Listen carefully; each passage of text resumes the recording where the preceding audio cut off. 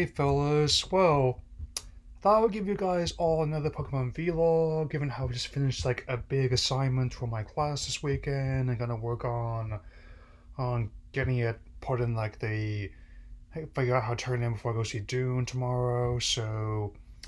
And bear in mind I am still drafting both my Ratatouille and Wooly reviews. It's again, it's the usual situation of figure out what I want to say. How I'm going to say is going to be the real question, so let's get this started. Okay, might as well start with one that just came up fairly recently. Hey, that's shiny Galar Legends DLC, starting with a shiny Zacian for Shield, which will be over the next couple weeks. Then, and I'll transition to the shiny Zamazenta for Sword, which is the same one that they also put out in South Korea, and you have to have any viewers from there watching this. So I already put the code in, and it does indeed come with like the item it needs to assume whom its special form, or the big sword and shield doggles. Yeah, you know me. I love my dogs. So, which will also be a key thing to think about with the next bit of detail of me to address. So here we go. Okay, so another spooky kind of reveal for a new Hisuian form of Pokemon Legends Arceus, and I was definitely not expecting it to be revealed this way. It would start as from like a cryptic, like video, maybe archive footage. And it's kind of interesting to see how it blends both fantastic and the scientific here. It actually does kind of fit the setting where it almost plays out like a horror movie. At least that's what it initially was before the footage was restored a few days later. And they showed off the new Hisuian Zorua and Zoroark. And again, I really like the whole design, like the whole white fur red highlights to contrast like the usual black fur red highlights. And given how that's my favorite Monster Generation 5, I definitely am eager to get my hands on them. And I'm guessing that while some of the Hisuian forms did not survive history, in this case, like how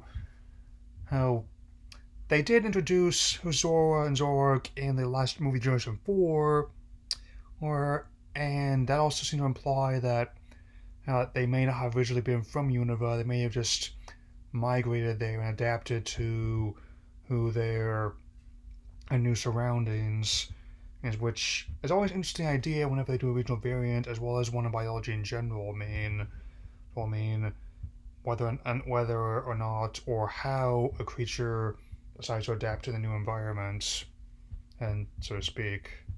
Yeah. This month also gave us count 'em, two new episodes of Pokémon Evolutions, this OVA series which tells different stories set within the world of Pokemon.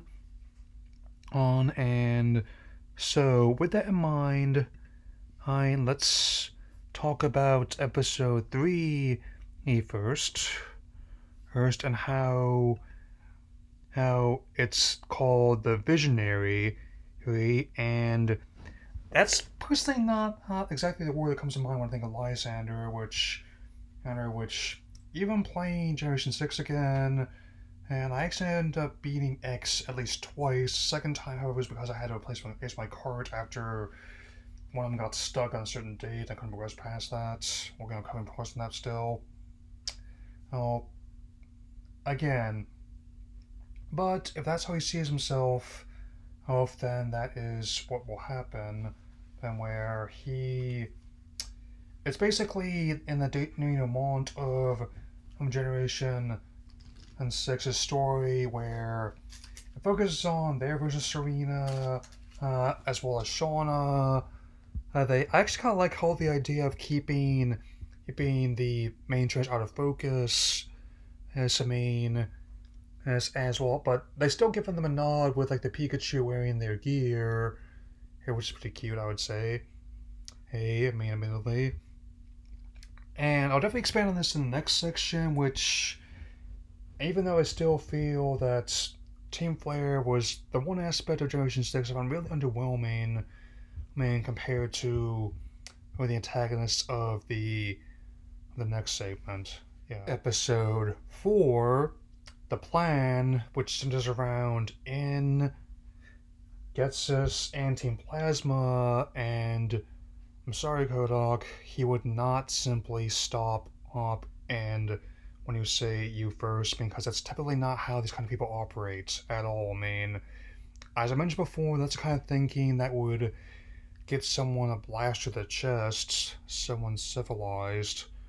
And I really like how they do approach this, like how, given how N is one of my favorite characters in this, there's not just in Generation 5, but also the entire franchise of something of a sympathetic kind of villain where, and it's not quite as exactly how I imagine how Getsus found him and took him under his wing, but it's close. Where he basically found him as a little shoeless kid and molded him into the king of his proverbial castle.